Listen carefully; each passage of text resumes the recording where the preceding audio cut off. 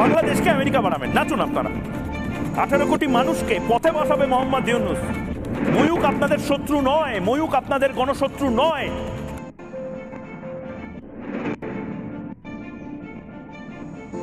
বাংলাদেশ সম্পর্কে মিথ্যা ও উদ্দেশ্য প্রণীত সংবাদ প্রচারের অভিযোগে Kolkata Republic Bangla TV channel কার্যালয়ের সামনে বিক্ষোভ করেছে একদল সাধারণ মানুষ ও ব্যবসায়ীরা।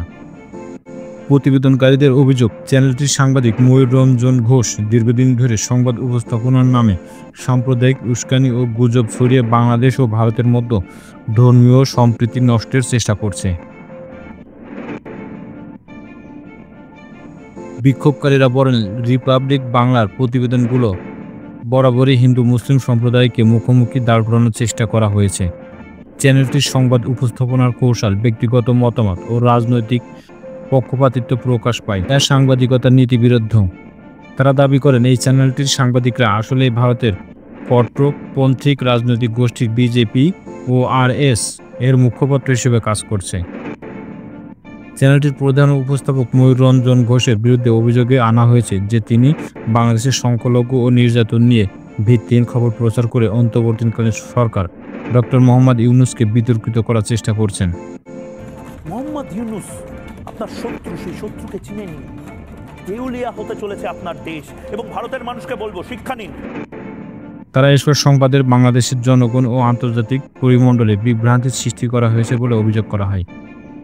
বিক্ষোভকারীরা আরও জানান, ময়ূর রঞ্জনের আচরণ সাংবাদিকতা পেশার জন্য লজ্জাজনক। চিৎকার, অশোভন অঙ্গভঙ্গি, অপমানজনক শব্দ চয়নের মাধ্যমে তিনি হকার সাংবাদিক হিসেবে পরিচিত পেয়েছেন। তার এসব কার্যকলাপে শুধু বাংলাদেশের সুনাম নয়, ভারতের গণতন্ত্র ও সংবিধানের মানুষও ক্ষুণ্ণ হচ্ছে। পকেটে আজাদি, বুক পকেটে আজাদি, মুখের ভেতর আজাদি, রাস্তায় আজাদি, এগুলো বন্ধ করুন। এই বাঁদর যারা, সে বাঁদরদেরকে খপ করে ধরে বলুন। বিক্ষোভকারীরা স্পষ্ট হুঁশিয়ার দেন যে যদি দ্রুত ময়ূর রঞ্জন ঘোষকে গ্রেপ্তার করে আইনের আওতায় না আনা হয় এবং রিপাবলিক চ্যানেলটি বন্ধ না করা হয়, তবে আন্দোলন আরও বিস্তৃত আকার ধারণ করবে। এই নিয়ে ইতিমধ্যে পশ্চিমবঙ্গের বিভিন্ন থানায় শতাধিক অভিযোগ দায়ের হয়েছে। পশ্চিমবঙ্গের মুখ্যমন্ত্রী হস্তক্ষেপের দাবি করে বলেন, এই ধরনের উস্কানিমূলক ও বিভাজনমূলক প্রচার চালানোর ব্যক্তির সমাজের ক্যান্সার। যত দ্রুত সম্ভব এদের বিরুদ্ধে ব্যবস্থা নেওয়া না হলে সাম্প্রদায়িক সম্প্রীতি বিনষ্ট হবে এবং তার প্রভাব পড়বে রাজ্যের অর্থনীতিতেও। আন্দোলনকারীরা সতর্ক করেন, ভবিষ্যতে এ ধরনের সংবাদ মাধ্যম ও সাংবাদিকদের বিরুদ্ধে আরও তীব্র প্রতিরোধ গড়ে তোলা হবে যদি তাদের বিরুদ্ধে এখনই কার্যকর পদক্ষেপ না নেওয়া হয়। বাংলাদেশকে আমেরিকা বানাবেন, নাচুন আপনারা। 18 কোটি মানুষকে পথে বসাবে মোহাম্মদ ইউনূস। ময়ূক আপনাদের শত্রু নয়, ময়ূক আপনাদের গণশত্রু নয়।